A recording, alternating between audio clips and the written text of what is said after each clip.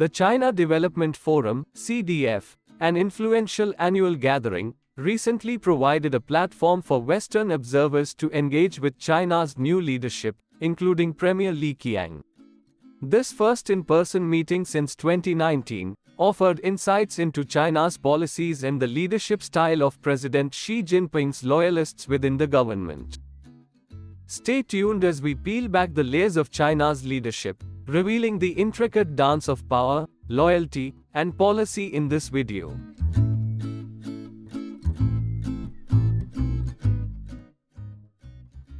Prior to becoming premier in March, Li served as the CPC secretary in Shanghai.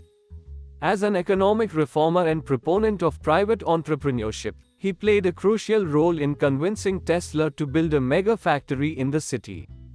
During the COVID pandemic, he enforced Xi's strict zero-COVID policy.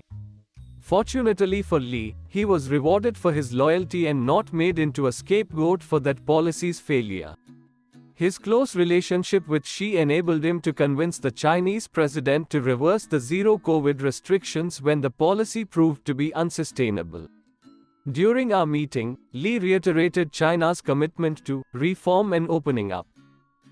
Li Qiang's subtle warning reflects China's stance towards the US, emphasizing security and control over reform despite verbal commitments to opening up. New Foreign Minister Qin Gang's hawkish CDF address warned that while China supports open global trade, it would fiercely resist being drawn into a new Cold War. US Treasury Secretary Janet Yellen recently attempted to ease China's fears about US efforts to contain its economic rise, attributing trade restrictions to national security concerns, not economic hindrance. However, with possible far-reaching US restrictions on Chinese investments in view, Yellen and Secretary of State Antony Blinken's attempts to foster cooperation, minimize confrontations, and manage the escalating rivalry have yet to gain traction with Chinese officials. China attempts to create a US-EU rift, leveraging European business interests. Despite Macron's controversial vassal comment and a strong European CEO presence at the CDF, China's aggressive stance on Taiwan and silent support of Russia's invasion of Ukraine undermines its charm offensive.